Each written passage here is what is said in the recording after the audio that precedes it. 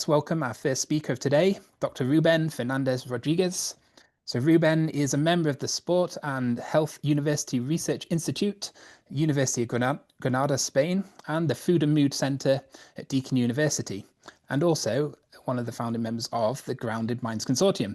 So Rubén's research is mostly related to nutrition, mental and cardiometabolic health. His interests are related to sustainable and healthy diets that promote planetary health, with special attention to mental health and school meals interventions. So without further ado, over to you, Rubén. Well, thank you so much, Jake, for your warm introduction and welcome to Soy Yourself September.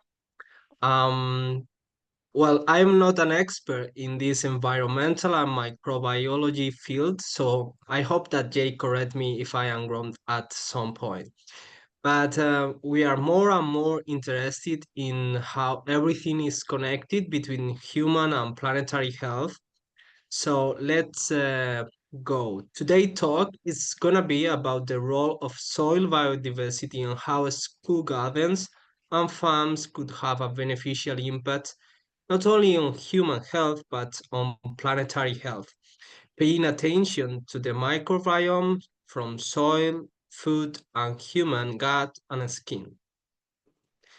So just to get a bit of background, our current industrialized food system costs the globe nearly 20 trillion of dollar per year in its impact on the health of humans and the environment.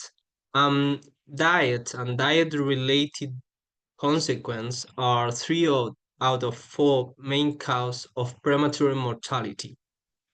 Therefore, it is imperative to fix the food system in order to improve our dietary patterns and behaviors.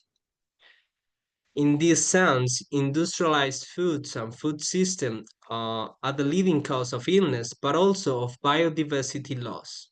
And that loss of biodiversity in the environment directly relates to the loss of microbiome diversity in humans, which underpins increasing rates of many diseases. Current intensive farming and agriculture degrades our soil and harms biodiversity, producing foods that are lower in nutrients and phytochemicals, while increasing our damage to the planet. At the same time, current food consumption habits with excessive consumption of ultra-processed food have a devastating impact on the planet and our health, including our mental and brain health. So we are starting to believe that the loss of biodiversity in the environment may be directly resulting in loss of biodiversity in the human microbiome, with a resulting impact on both physical and mental health. So, what about the global health crisis that we are facing? Well, we know that neurological and psychiatric disorders are among the top 10 leading causes of the global burden of disease, with 970 million people suffering from depression, anxiety, cognitive impairment, or dementia, that are also related to increased risks of other comorbidities in a bidirectional way, such as cardiovascular disease, cardiometabolic, and functional gut disorders.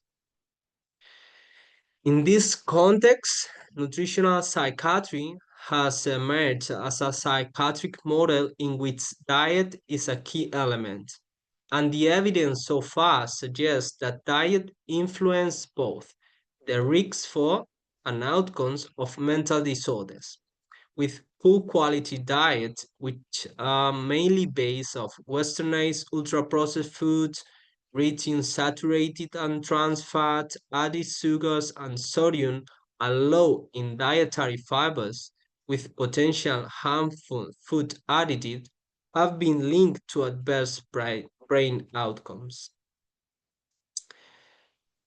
At this point, we should talk about the role of diet in health and disease, with suboptimal diets that account for 7 million deaths and 178 million disability-adjusted life years in 2021.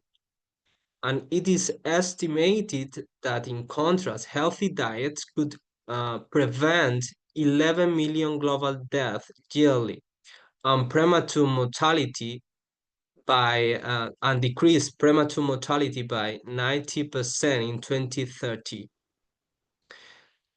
Here we can see different dietary patterns that have been linked to uh, better health status. There are several healthy dietary patterns, and we can see that mm, mostly all of them share a common food matrix. So this should be not complicated. We must be aware that vegetable, fruits, whole grains, legumes, pulse, and nuts are highly recommended, and in contrast, sweet, red, and processed meat, refined carbohydrates, and sweetened beverages are discouraged. As an example of the role of diet in this comprehensive meta-analysis of 28 cohorts, with a mean follow-up of 10 years, we considered all the healthy and environmental sustainable plant-based dietary patterns and the risks of suffering of neurological and psychiatric disorders.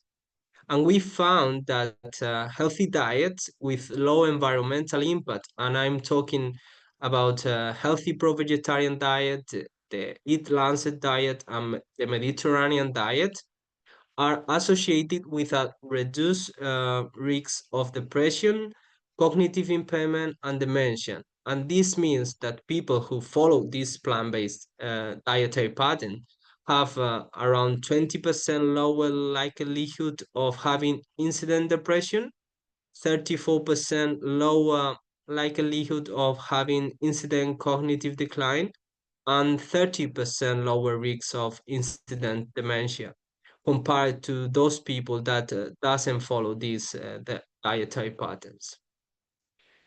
So the evidence so far shows that our food is clearly very important for good physical and mental health. But what about our soil? Does our soil impact our food? Does exposure to soil impact our mood? Well, we know that industrial farming, which involves the overuse of chemical fertilizers, tillage, and pesticides, fungicides, herbicides, is disrupting the health of our soils. And this intensive practice erode topsoil, promote nutrient runoff, reduce the organic matter present in our soil, and disrupt damage the relationship between the microbes and the life present in the soils with the microbe present in the plants, which has an impact on the food grown in these ways. Okay, so intensive farming is doing a bad job for our soil, but what happens within and inside our soil? For instance, we know that the soil microbiome harbors at least 25% of the Earth's total biodiversity, and this is a lot. Soil also play a key role in carbon sequestration and much more. And as I mentioned before, losing the biodiversity of our planet likely also has a negative impact on human health through the loss of human biodiversity and the loss of the nutrient density in the food that we consume. So taking this into account, soil emerged as a keystone to address the global crisis of our food system, with evidence that point out that high-yielding crop foods have lost their nutritional density around 25 to 50% over the last decades due to poor soil quality and the loss of biodiversity, the life organism networks of that are living in our soils. which reinforce the need to improve food system and quality of the food production and consumption, integrating a comprehensive approach from agriculture practice. Um, Typically compared to poor soils, healthy soil have higher levels of bioavailable nutrients. And what does this mean? Well, for example, in the analysis of the UK food composition tables, they found that mineral levels in fruits and vegetables decline over 80 years, and the largest reductions were in sodium, iron, copper, magnesium. Yeah, over the last 60 years, the studies show that the nutrient density of fruits and vegetables and other food crops has declined significantly. And eating food from healthy, biodiverse soils may increase the exposure to a wider range of helpful soil microbes, which support beneficial activities in the gut. But also, farmers and people living near these soils may also benefit directly by encountering these microbes in their daily environment. Here we can see how much in percentage there are different nutrients in our food that have changed over the last 60 years. Specifically, this table is comparing the traditional vegetables versus the modern vegetables per 100 grams. And we can see, for example, how protein had decreased around 73% comparing the traditional versus the modern vegetables. Moreover, healthy soils are more microbial diverse, which means there is more life living in healthy soils ecosystem and interacting with plants. Consequently, as previously introduced, the food grown in this soil has better quality, and there is some evidence pointing out that, for example, here we can see the analysis of the Bionutrient Institute.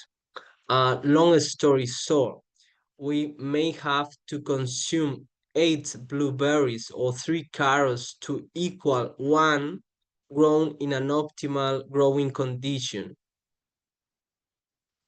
which implies a higher nutrient density of this food.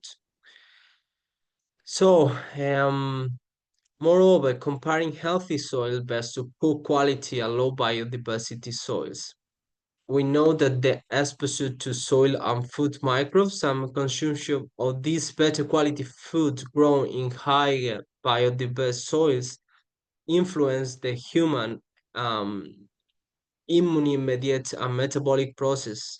How? Well, it seems that microbes present in our soil and food interact with our gut and skin microbiome, and our gut and skin microbiomes profoundly influence our immune system and metabolisms, which in turn influence our physical and mental health.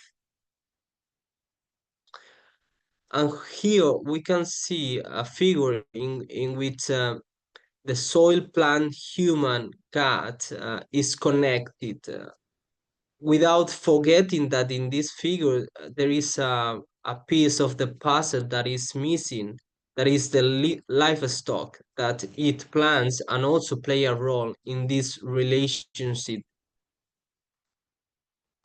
um let's dig a bit deeper into this relationship.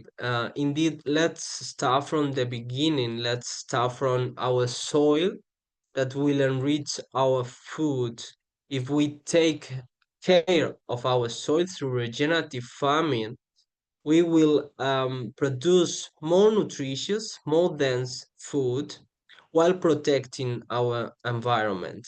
This means that external drivers such as crop rotation, diversification, cover cropping, organic compost, and ecological restoration enhance soil biodiversity. And all of these promote a healthy soil ecosystem that promotes the nutrient uptake of the soil to the plant, as well as an enrichment of beneficial microbes in plants. And finally, this means that plants will be capable of producing plants will be capable of producing nutrient-rich foods that also have potential to support the beneficial microbial composition and diversity in our gut. The concept of gut microbiome seeding through soil to human microbial transfers remains an emerging area of research, particularly in the context of dietary exposure. The extent to which derived microbes from the carbosphere, I mean the fruit and vegetable surface, persist through ingestion and potentially colonize the human gut remains unclear and likely depend on multiple context-dependent factors, including the soil composition and individual host traits. But even in that case, when we wash our fruits and vegetables, there are some microbes that still persist in our vegetables.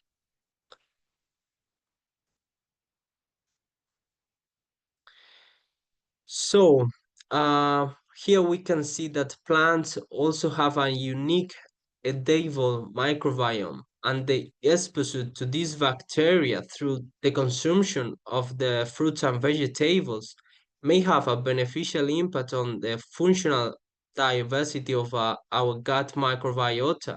And this means that our gut microbes can perform a variety of microbial functions that help efficiently to digest our food, to produce essential nutrients like vitamins, and defend us against harmful germs.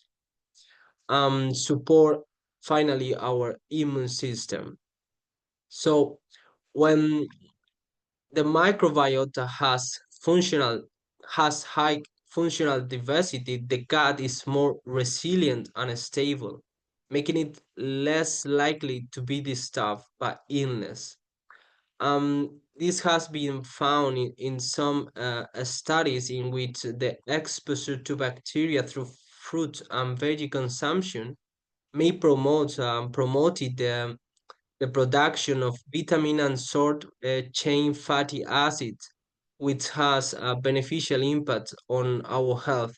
And the main drivers of these effects were the age of the host and the frequency and diversity of the vegetables consumed. Here, just we can see that the bacteria associated with food, including fruits and vegetables, accounted for up to 3% of the adult microbiome. And yeah, this means that the 3% of our adult microbiome is composed of bacteria that is associated only with the food that we eat. Although it doesn't seem like much, it may be a considerable amount taking into account that our gut microbiome is mostly settled up in our first stage of life.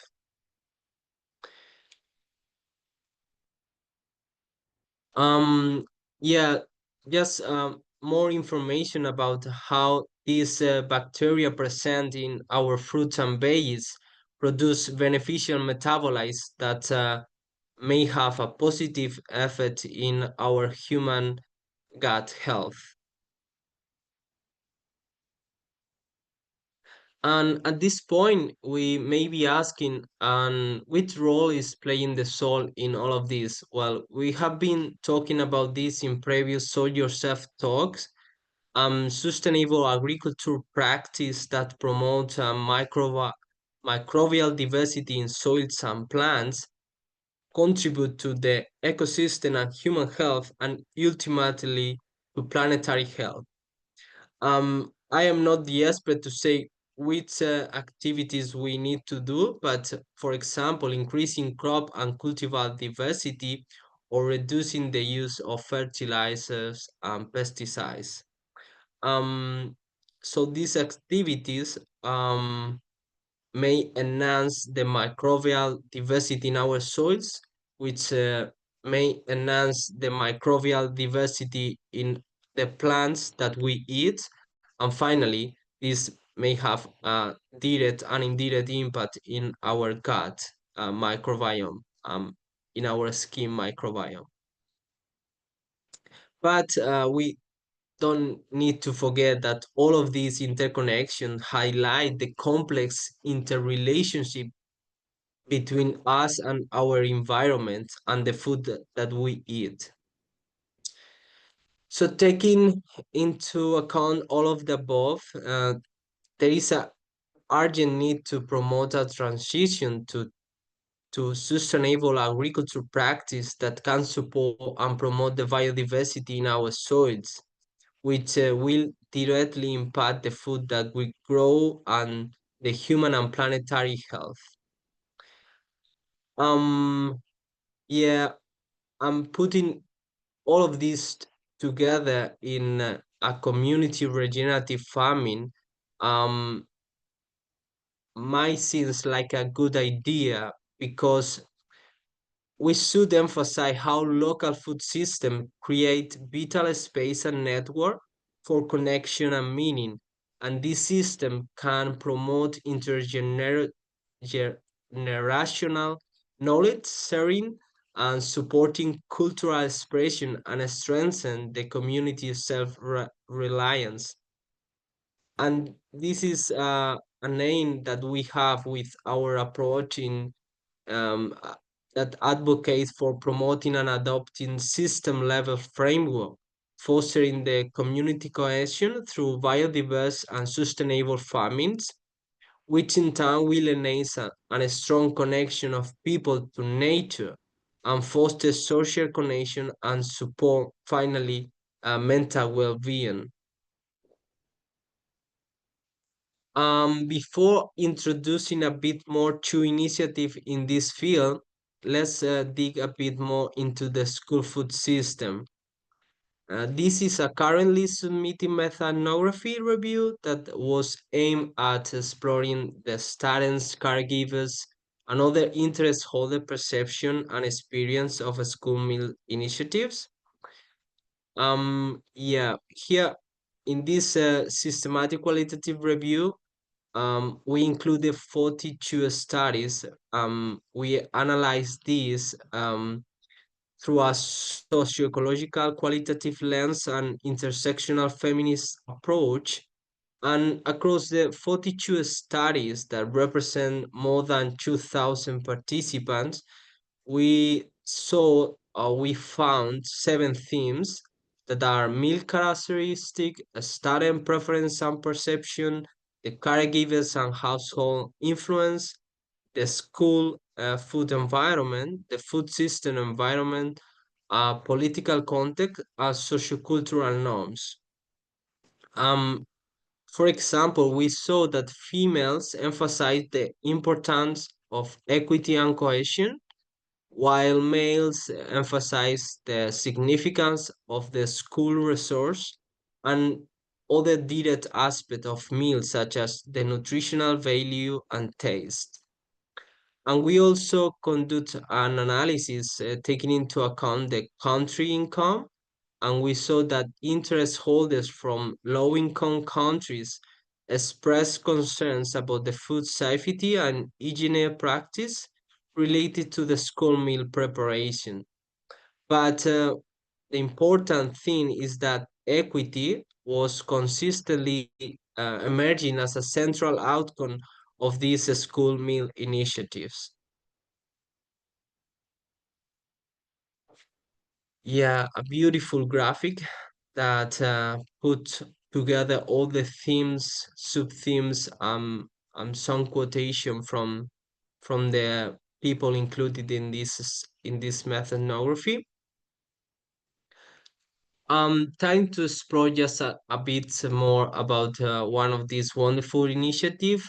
This one is Pharma School that is based at Wadawarun country in Velarin Peninsula. Pharma School initiative is making a big impact in the community with different service. For example, the vegetable boxes, the regenerative garden education program through workshop and community workshop. They are also offering farm tours and other community-based activities. These activities include hands-on work in the soil and with the food, which may have a beneficial impact directly and indirectly via the food consumption on the children and broader in the community. In this sense, a pilot trial was conducted and led by my wonderful supervisor, Professor Felice Jack and team. It's called the Garden to God. And in this pilot trial, the aim was to assess the gut microbiome of students participating in the pilot pharma school initiative established on the Valerian Secondary College School and compare these students with the gut microbiome of students attending a similar school but lacking a regenerative farm. And moreover, five soil samples were collected at each school to see what happened in that soils. Um, Apologies that we can't talk about the result, but preliminary results will be ready shortly, and we are so keen to continue this research field in the coming years. So stay tuned. And now it's time to dig into Material Institute and 24 Carol Gardens, based on Lutruwita in Tasmania. Well, Material Institute offers different educational programs for children and for the community, and a modern 24 Carol Gardens promotes an inquiry-based learning model to improve students' food literacy and health while building positive social and cultural connection. The program also provides a multitude of opportunities to the students from school garden kitchens, cooking and lunch program, educational programs, other activities like the Carrot Carnival. But the impact are wider in the school community.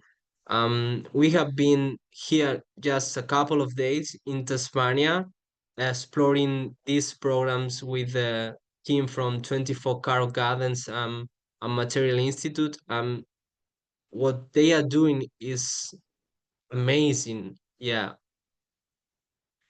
Um, So yeah, a school farm, garden, kitchen, and lunch programs have the potential to improve nutrition literacy, equity, student health and well-being, and the resilience of communities and local economies, while supporting environmental sustainability. And we aim to build a deep relationship through co-design with all interest holders to know how can we support the evolution of the program? How can research and evidence-based data can support the implementation of this initiative as a cultural movement through Tasmania and maybe through all Australia? We are we are on that. So to co-develop a project will provide critical data informing and supporting the scaling up of such programs to all Victoria, all Tasmania, and more widely. Um, this is something that is also in the new UNESCO Sustainable Development Goals indicators under the Sustainable Development Goal for framework That is that primary school start enriched with school meal programs. So our main aim is to embrace the community needs to support their nourishment through a strong data that will promote more policy actions to support these initiatives. And why look into the soil and gut and skin microbiome? Well, all the colleges have been introducing the power of biodiverse and healthy soil with some studies. For example, um, Dr. Jakova and Jake saw with the study by Roslund et al., in which children's playing just a couple of days in high biodiverse playgrounds, so beneficial effect in their gut and skin microbiome. So if you want, you can go to their talks and explore this a bit more. Um, yeah, another system. This is a systematic review. This one that I'm talking is built environment safe children's microbiome, and in this systematic review, we can see a growing emphasis on how children's exposure to nature within the environment and its potential to beneficial alter the microbiome with 38% of the studies addressing this link among the 42 that were included, but they pointed out that there is a significant research gap connecting the environmental factors to the microbiome outcome associated with health, behavioral, and mental impacts of children. So again, there is an urgent need to interdisciplinary research and policy initiatives that integrate microbiome science with the environment, and specifically in school food environments that are key for the food system. Just I'm gonna talk a bit, only a bit, about the potential mechanisms in a biopsychosocial approach.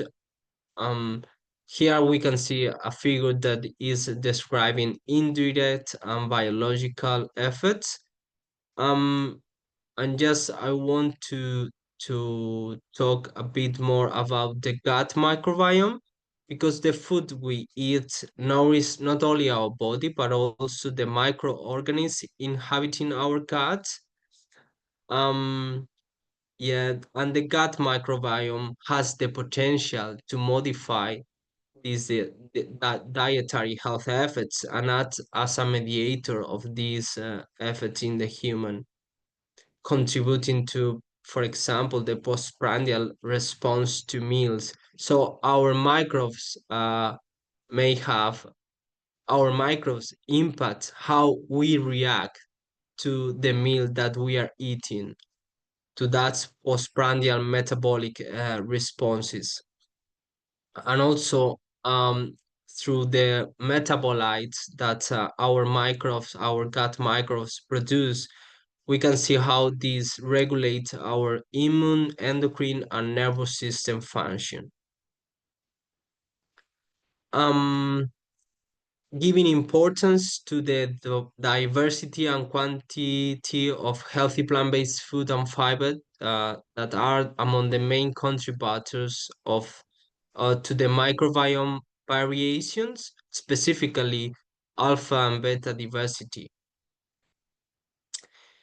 So, yeah, it has been shown that plant-based diets may enhance gut microbiota composition and diversity, maybe due to their high content of fiber and polyphenic phenolic compounds.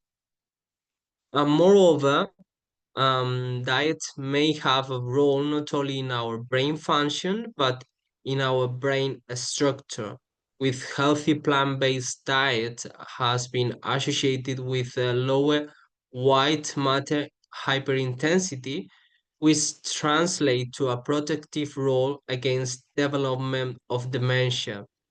Um, and also, high quality diets are related or are associated to larger hippocampal and brain tissue volumes. In contrast, ultra-processed soft drinks and lower consumption of fresh vegetable, fruits, and fish are associated with smaller left hippocampal volumes. Step into the implications for this. Well, first, we have seen that the school meals initiative from regenerative farms with a special focus in health of our soils are a keystone to improve our food system and to solve this global health crisis that we have, with broader benefits for kids and the communities. And the time is up, and we need to align scientific innovation with community design and bridging agriculture, psychiatry, and ecology together. So, we can build food system that nourish both people and the planet. Yeah, policymakers should prioritize the food procurement policies that support local agriculture and promote sustainability, which in turn can enhance the quality and variety of meals provided in the schools. With meaningful engagement and co-design with all stakeholders, that is critical to ensure that school meal programs are taken up, enjoyed, and valued, and that they deliver enduring benefits for students, school, and their wider communities. Um, Ending this talk, just some take-home message. First of all, diet. We have seen that diet is an exposure affecting 100 of the population, which underscore its potential as a key public health target for addressing the global burden of neurological and psychiatric disorders. Moreover, we have seen the importance of soil, which is a reserve for our food, our biodiversity, and the role that school nutrition and educations can play on all of these. Not only for humans, but also for our environment. And finally, I would like to end by introducing a bit more about the consortium that has organized this speaker series. Um, yeah, we offer a visionary model that places soil gut brain connection at the heart of regenerative health agenda. And our work is about cultivating health and reciprocity in a time that is of profound planetary change. So this is a call to action, a call on funders, researchers, policymakers, and practitioners to join us in a seeding a future where mental health grows from healthy soils. So we invite all these people to support us, and with that support, we can scale soil health practice. We can launch longitudinal studies on soil-gut mind linkage, and develop clinical and community-based mental health intervention. Finally, influence food and health policy from a system perspective. Thank you so much for your attention. Thank you so much for having me today. Time for questions. Well done, Ruben. That was such a holistic and well-presented talk. Thank you. Questions then, please put them in the chat and I'll read them out to Ruben. We've got one already from Felice. What do you mean by equity, Ruben? Do you mean that the respondents felt that the school meals were particularly important for promoting equity, or that considerations of equity, making sure that everyone has access to them, was the most important thing? This is in relation to the meta-analysis. Okay. Yeah, with the methanography. Yeah. Well, we take that term of equity, because people, well, these are based on studies in which school meals are not free school meals for everyone. So that's that's students that have a reduced meal because or their social economic status. Some of them are not asking, or the parents are not asking for these meals because of the social stigma. So the having free school meals can solve this problem, can put all in the equal level. So So that's they see something. that, so everyone seems to believe that it can make things more equal for everyone because there's no stigma associated with food support, and that everyone gets access to the same meals. So that this is one of the great benefits of the school meal programs. Yeah, definitely. That's maybe the most beneficial impact that can have. Because the main concern of the people that um, are interviewed in these studies, the families and the caregivers are very worried about this, and some of them are not asking for a reduced meal because they are stigmatized. Yeah. So they're worried about being stigmatized as poor, or, their social standing. Yeah. Really interesting insight and really important. And Ruben and I have just been in Lutruwita, Tasmania, working with the 24 Carat people. And one of the key things that we heard from the teachers and the educators involved in the program is that the kids really take on responsibility for some aspects of the program. And when they invite their parents in and their families are much more likely to engage rather than when the school does. And it's about this community ownership and the children actually owning the program as well. And this is the importance of co-design, and not something just being a program that is imposed on a community or that is a handout, but actually something that the children themselves feel ownership over and involvement with, and then they bring their families in. It's a very lovely ground up way of doing things. Nice. Do we have any more questions? Please put them in the chat. Ruben, what are some of the cultural or social or regional barriers that you may face when introducing healthier meals to schools, and how can they be overcome? Well, that's a good question. It depends of the cultural background of the school and the people that are living in that community. But for example, some students, because of their religion, maybe are not eating some kind of foods. So you need to be aware of that too. Or maybe you can, another thing that you can do is like making a school menu that is multi-country. So you have like a, or one day you are doing food from some country that is highly represent into that community. That should be like making a good impact on the kids and children, because they feel, well, this is from my country, this is from um my family, this reminds me to my people as well. So that could be, yeah. Nice.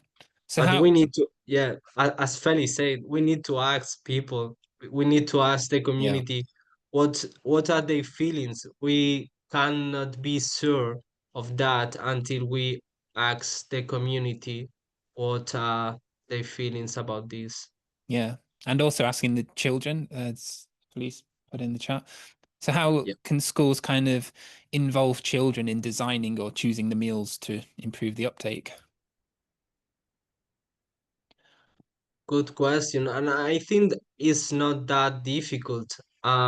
We if we have seen that, for example, with just 2 days, how students can lead these options, these initiatives, how students can make parents be involved in the problem that we are facing.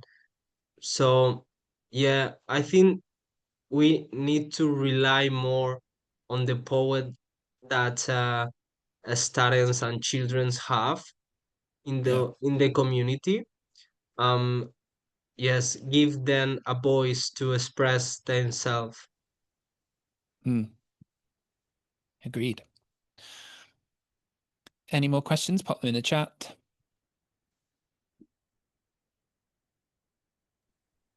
And write books that address children, speak to children directly, like you and I are, Jake. That teaches that, because Yeah, they're really smart, they understand stuff, and they will take home knowledge to their parents, get their parents involved and engaged, because the parents, this generation, has been so cut off from natural food systems that if this generation can actually re-educate the parents, that's brilliant. And that's what we hope to do with our books, and what we hope that these school lunch programs can do as well. Nice. Any more questions? If not, let's wrap up. I'm going to get ready for the next talk, which I'll just pop in the chat in case anyone wants to join. So this is by Assistant Professor Ariane Koenig. She's going to be talking about how to build regenerative futures. So please copy and paste that and join the next talk. If there aren't any more questions, I'd like to ask everyone to give Rubén a round of applause. It was a very cool talk. I love the way he presented it as well. I'm going to steal some of those ideas with the different coloured words and things. Love it. Thanks, Rubén. Thank you so much. And thank you, everybody. Thanks, everyone, for joining.